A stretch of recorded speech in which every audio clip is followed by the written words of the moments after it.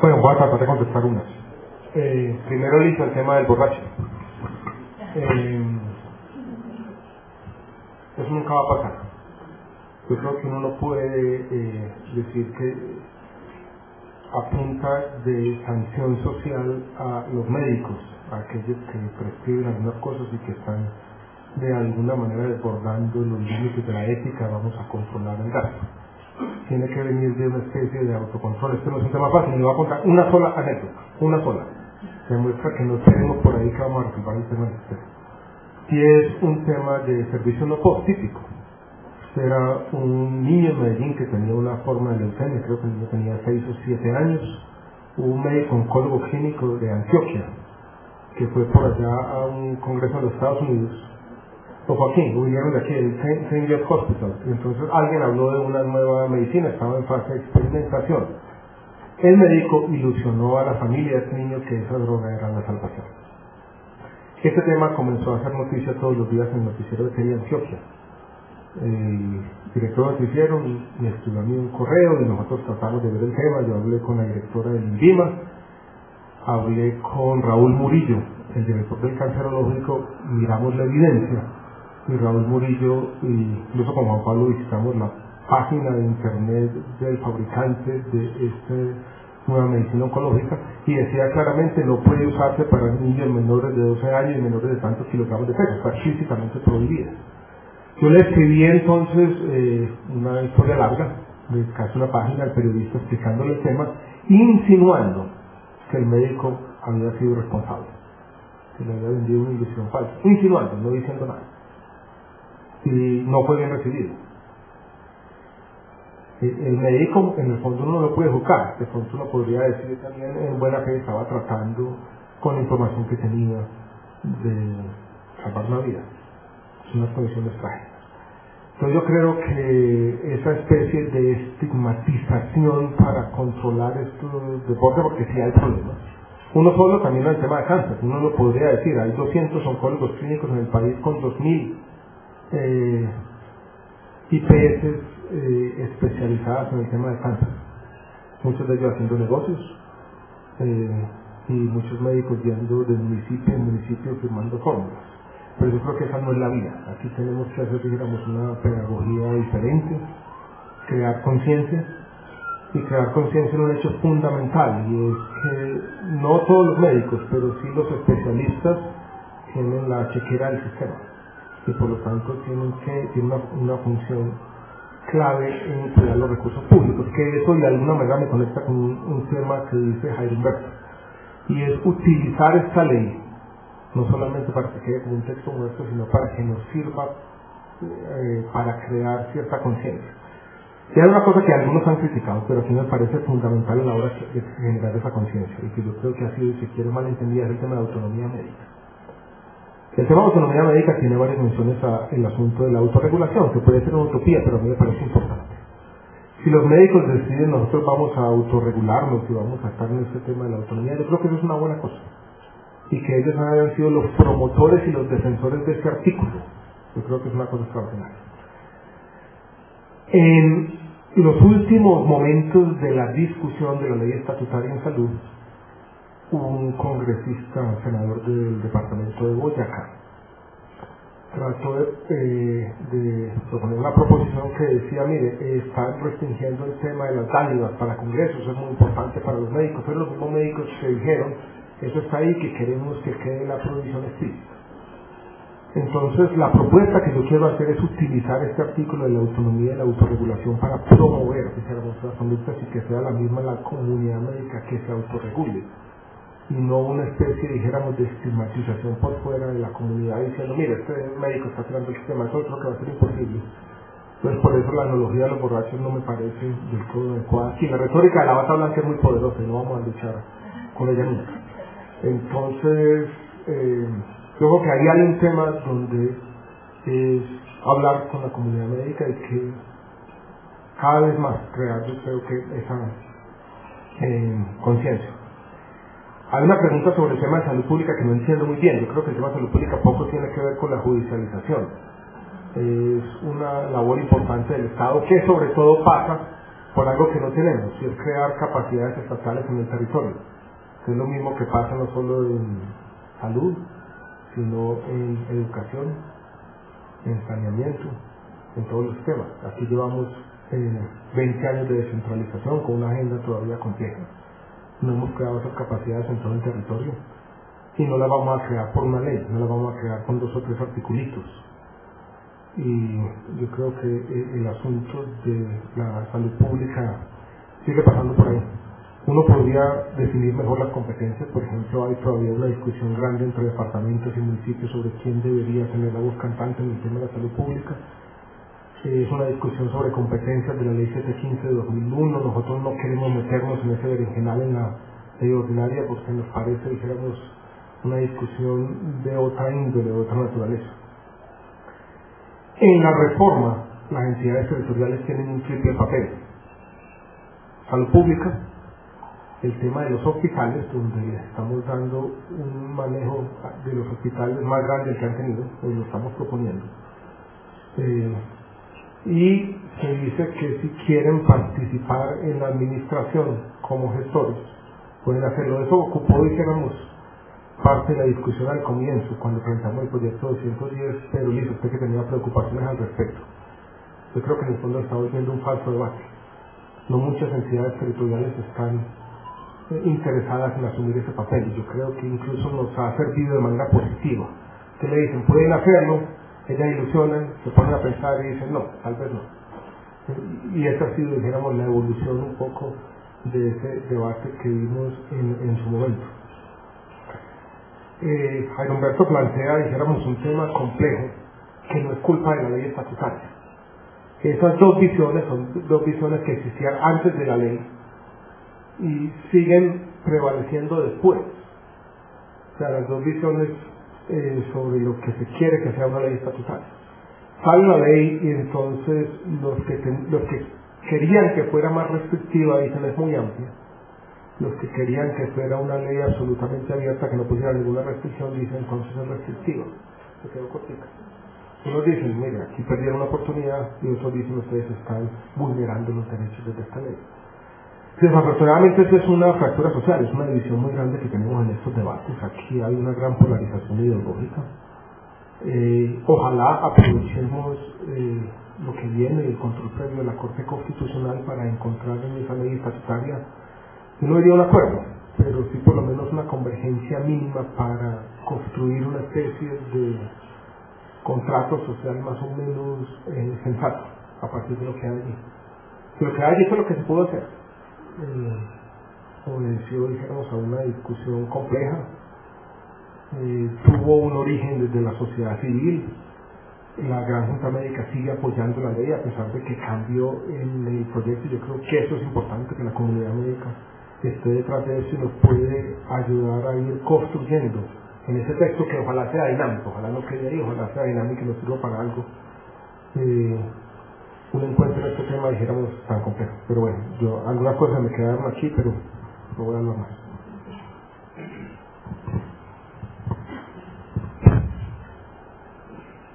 El tema de no digamos de la ética médica, sino del control de la calidad de las decisiones médicas, pues es un tema muy complejo. Yo no tendría mucho más que agregar a lo que ya ha dicho el ministro, salvo lo siguiente. En este momento, olvidándonos por un segundo de las reformas, tampoco es hoy en día competencia de la SUPER, al menos no directamente.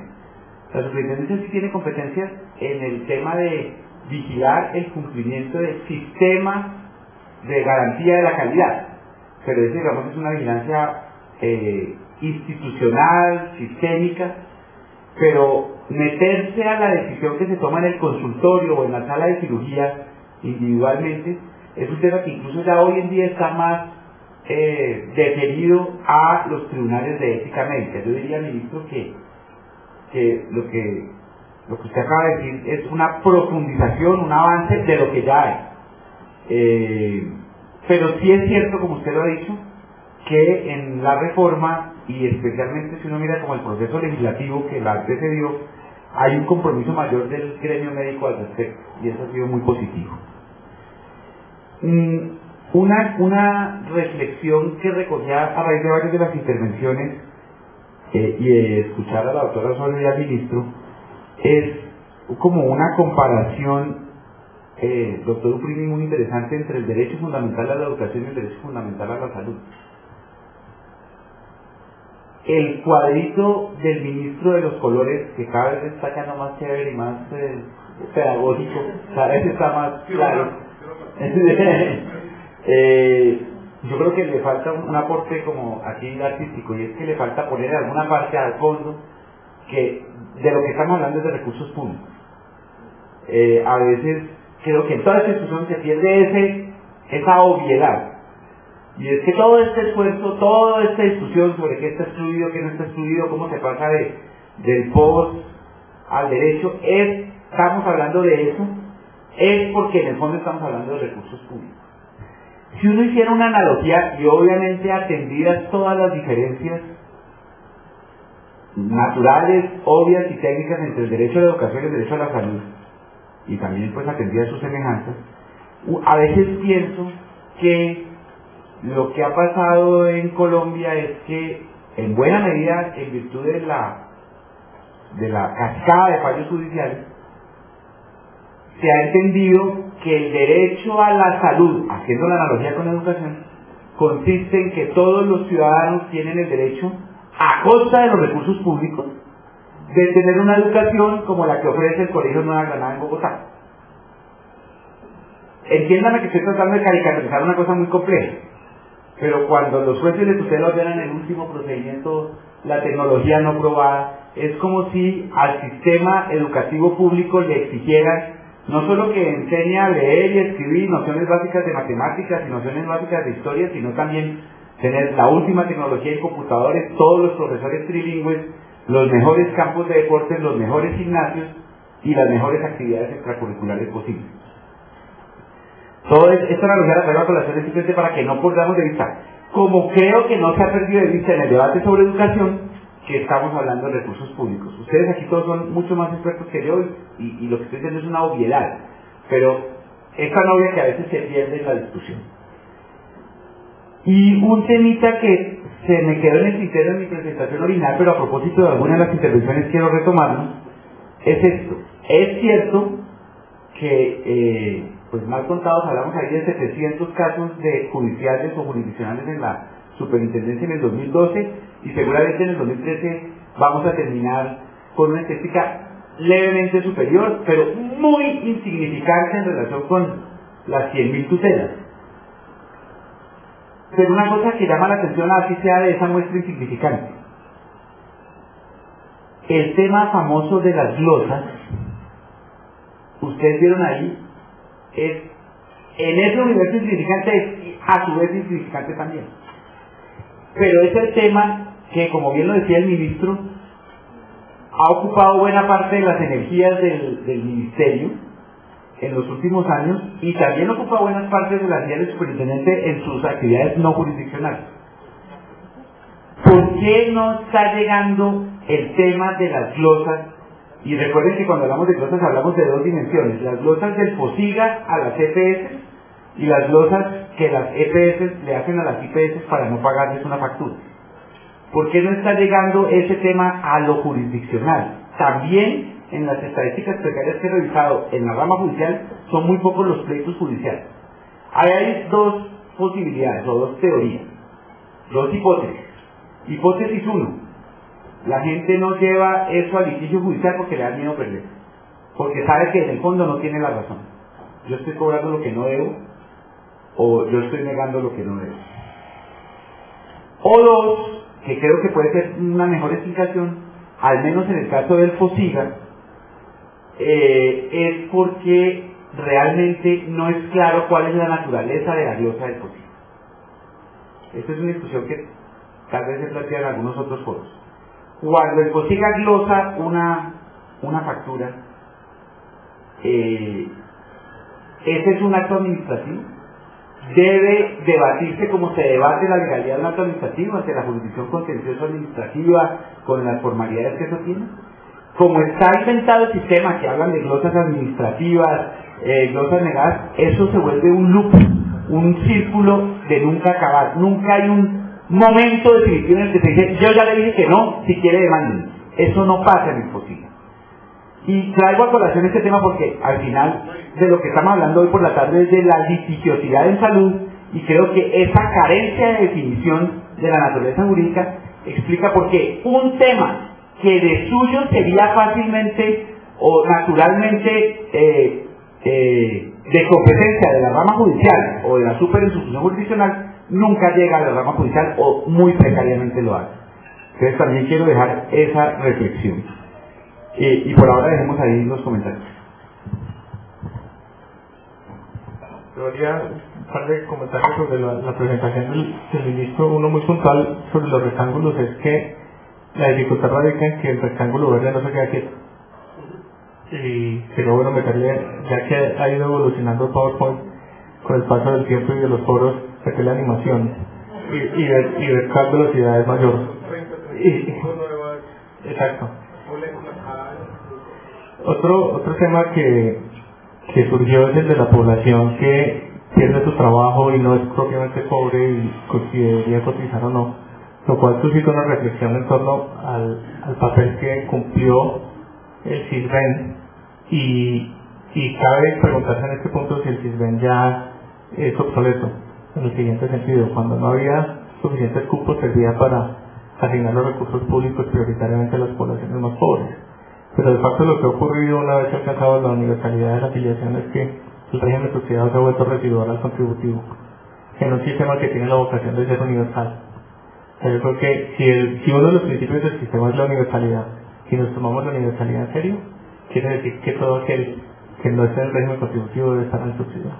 Pero se vuelve una reto del Estado evitar que haya colados en el régimen subsidiado, que no es un reto ni mucho menos particular al sector salud. De hecho ocurre con todos los bienes públicos, ocurre con el sector defensa, pues todos los ganadores de este país tributan poquiticos, según decía hace poco el director de la DIAN, y están siendo, entre comillas, free riders de un bien público para la defensa nacional.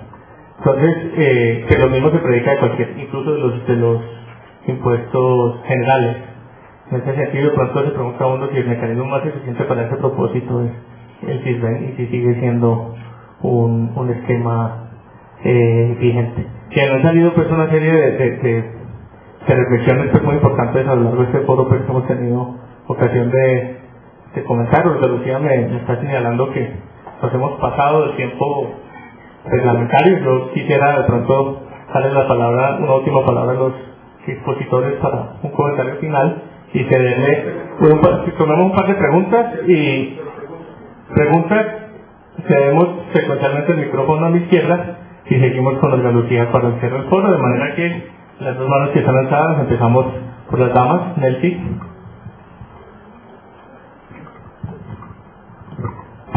Ministro, el tema de la ley estatutaria que me parece más complicado es el de las expectativas de la gente. Cuando sale aprobada la ley estatutaria en el Congreso, todavía no es una ley, en el imaginario de la gente y de los médicos en general, no de nosotros pues que están expertos en este sistema, sino en el imaginario de la gente se eliminó el POS. ¿Qué está entendiendo todo el mundo? Que no hay límites. Eso es lo que está, el manejo de las expectativas de nosotros como economistas. Creo que es un tema muy importante.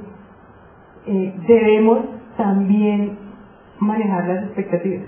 La expectativa hoy de la gran mayoría de la gente de la población colombiana es: se eliminó el POS y aquí no hay límites.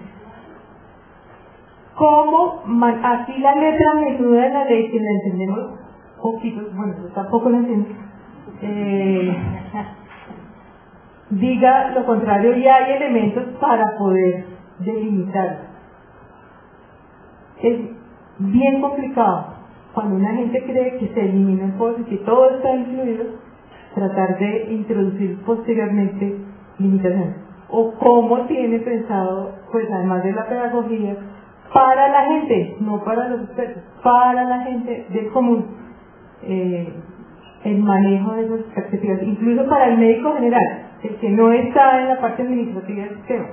Ellos también están entendiendo que ya no tienen ninguna restricción en la prescripción. Brevemente para el superintendente, pues me llama la atención el tema estadístico que usted muestra. Claramente está enfocado en Bogotá, etcétera, por todas estas cuestiones territoriales sobre la ubicación de la superintendencia. En todo caso, pues el enfoque de las regiones, etcétera, también es bastante importante, y en ese sentido dos ideas. La primera, que en la Corporación Excelencia en la Justicia hemos hecho estudios de necesidades jurídicas insatisfechas, encontrando la salud como el segundo foco de conflictividad para la población de escasos recursos. Y es justamente un foco de necesidades jurídicas insatisfechas porque la población no encuentra esa institucionalidad necesaria para resolver las controversias que tienen con las entidades prestadoras de salud y las IPS también. Bien, en esa medida creo que es importante, y también esto es mi pregunta, ¿cuáles son las medidas que dentro de la reestructuración de la entidad se están dando para la atención desde una perspectiva regional de entidades territoriales? Y simplemente una insinuación pequeña, y es que pues, hay otras superintendencias que también tienen funciones jurisdiccionales, etcétera, y que ya tienen un buen terreno acuñado en esta materia, y simplemente insinuó lo que ha hecho la Superintendencia de Industria y Comercio en materia de consumos, de conflictos de derecho del consumidor, que actualmente está adoptando un programa de casas del consumidor en la cual hay una corresponsabilidad, una coparticipación por parte de las entidades territoriales, que son las que ponen la infraestructura, mientras que la superintendencia pone como ese know-how para la resolución de los conflictos. Entonces simplemente como saber cuál es esa perspectiva que se tiene en este momento de la superintendencia en materia de regiones, de entidades territoriales. Gracias. Muchas gracias. Seguimos entonces con el señor ministro. Hay otra. Bueno, la última.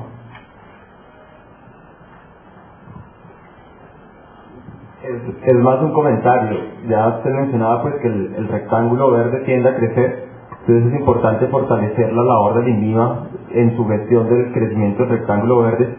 Concretamente, una alternativa es introducir la obligatoriedad de estudios de eficacia relativa, es decir, que las nuevas entidades químicas no solamente demuestren su ventaja frente al placebo, sino frente a la mejor alternativa ya disponible en el país.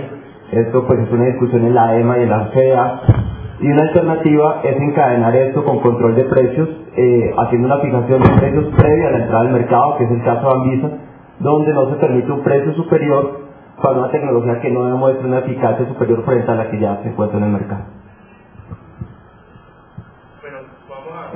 Vamos a empezar de derecha a izquierda, empezando por el superintendente.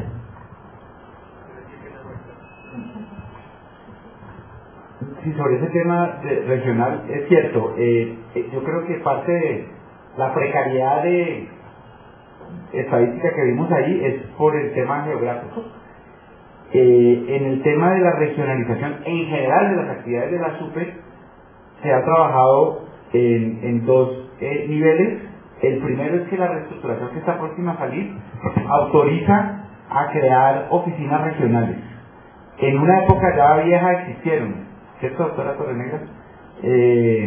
Pero me dice la leyenda urbana que en un acto impulsivo algún ministro decidió suprimirlas, tal vez el propio Juan Luis Londoño, o antes, porque pues se veían como que estaban muy politizadas.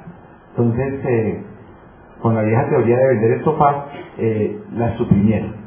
Y la reestructuración permite abrir esas oficinas. El presupuesto hasta ahora nos da que podríamos abrir 6 oficinas regionales en el país, y ahora, ministro, se vendrá una discusión muy política, hay que decirlo, que es dónde se van a abrir esas oficinas regionales. Ahí pues vienen los dos criterios: abrirlas donde hay más gente o abrirlas donde hay menos Estado. Bueno, eso sí, ya ese tema se lo delego a usted, señor ministro. Pero una cosa interesante con esas oficinas regionales es que no estoy muy seguro que puedan ejercer función jurisdiccional. vamos a tener que mirar con lupa la parte ya técnica, procesal, de si van a poder ejercer funciones jurisdiccionales, pero lo que sí le puedo decir es que van a ser oficinas volcadas a atención al usuario. Ese va a ser su énfasis. Y ahí yo creo que vamos a aliviar en alguna medida, al menos donde se puedan abrir, esa demanda que usted mencionaba de solución de conflictividad en salud. De hecho, estamos empezando a trabajar con la Superintendencia de Industria y Comercio para que en las famosas casas del consumidor esa sea la sede de esas oficinas regionales. El superintendente Robledo está tratando de que varias entidades tengan presencia en esas casas del consumidor y nosotros vamos a hacer una de ellas. La otra discusión es jurídicamente muy compleja, no me voy a entrar en detalles, se la dejo simplemente enunciada, y es que es la pregunta de si es posible que la superintendencia delegue algunas de sus funciones de inspección, vigilancia y control en entidades territoriales. Eso nos lleva a un debate que nos ocuparía toda la tarde, y es la relación compleja que hay entre superintendencia y entidades territoriales. En algunos momentos son vigiladas, en otros momentos vigilan, y eso hace, en algunos momentos las intervenimos, en otros momentos les intervenimos entidades que son de ellas, en fin, hay una complejidad ahí. Hasta ahora, la conclusión a la que hemos llegado es que el superintendente no puede delegar funciones en entidades territoriales. Hay una norma que lo permite ya hoy vigente, un artículo en la ley 1438, pero esa norma no se ha podido implementar porque exige que se puedan delegar solo en entidades territoriales acreditadas, y no hay ninguna entidad territorial acreditada aún. Pero esa norma, Juan Pablo Corredor ha seguido de cerca ese debate en el Congreso, parecería que es inconstitucional, y la propuesta que había en el proyecto de reforma de la ley ordinaria murió en la Comisión Séptima, al menos en este primer debate, con el siguiente argumento: no puede el superintendente delegar una función que a su vez él ejerce por delegación del presidente.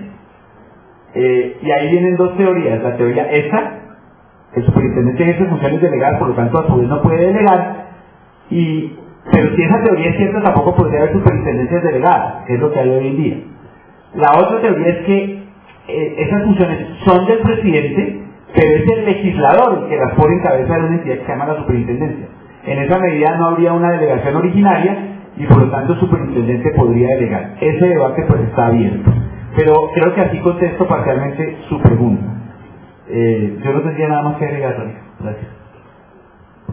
Bueno, creo que hay un tema importante que como observatorio que somos, y lo que hemos podido darnos cuenta en el país a través de las distintas leyes que hicimos en las regiones, es el tema de interpretación de lo que los proyectos y la ley está de alguna manera pues promoviendo.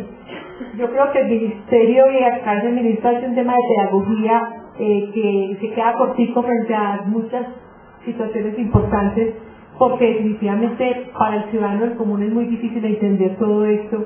Decía ahora la compañera de que somos expertos, que a veces inclusive nosotros nos interpretamos de manera diferente. Nosotros como programa hemos querido y nos hemos puesto como la tarea, y uno de nuestros objetivos es el desarrollo de ciudadanía, para poder darle instrumentos con elementos de comunicación, elementos importantes para poder tomar decisiones. Estamos en esa tarea, tratamos de hacer digamos un esquema muy claro, unas infografías, buscamos formas de que la gente entienda, pero realmente pues el tema es amplio. Entonces, pues el compromiso que hemos tenido, que hemos adquirido nosotros mismos, es conocer esas dudas que tiene la población, tratar de entenderlas, explicarlas, poniendo cualquier situación que fuera, sin tener uno que tomar una posición u otra, sino lo conveniente de A, B o C, simplemente para que la población tome alguna decisión.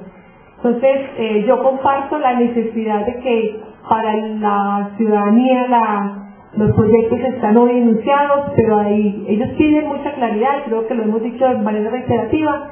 Nosotros estamos en esta tarea, y pues creo que es una forma de apoyar precisamente que la gente esté enterada de lo que está pasando en un lenguaje muy sencillo para el día a día de las personas.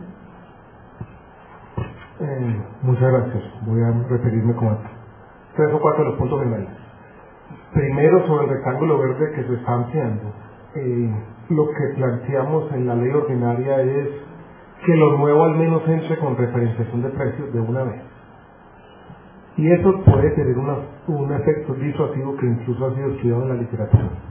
Los países que tienen controles de precios, en particular referenciación de precios, son países donde llegan menos innovaciones de estas más complejas, porque claramente muchas veces hay un divorcio entre valor y precio. Ramiro, lo del CISBEN no podría decir que ya cumplió la etapa, pero sigue existiendo un problema, y es que necesitamos 8 billones de pesos en contribuciones. Y el CISBEN entonces se vuelve una manera de garantizar cierta progresividad en esas contribuciones que están mutando a ser un impuesto general. Y además tenemos el tema de las prestaciones económicas como un tema no resuelto. Entonces yo no veo cómo prescindir del CISBEN inmediatamente, a no ser que nos moviéramos a financiar todo el sistema con impuestos generales, tema que es muy complejo, yo no lo veo en el corto plazo. Pues ya avanzó la reforma en esa dirección, pero movernos completamente es muy difícil. Incluso hace poco hablábamos con unos españoles y nos decían cuidado. Nosotros hicimos eso muy rápidamente, nos demoramos 10 años en una transición muy muy complicada. Lidiar con las expectativas, que creo yo, esto es difícil de entender, por supuesto. Yo no creo, Nelson, que el ciudadano del común esté pensando todos los días en la ley estatutaria. O sea, ahí no tenemos que hacer, dijéramos, ahí tenemos que hacer mucha pedagogía, no tenemos que hacer mucha pedagogía porque yo creo que ahí no está el tema. Después hay como dos tipos de personas a las que tenemos que tratar de llegar. Unas que entienden lo que quieren, otras que sí quieren entender.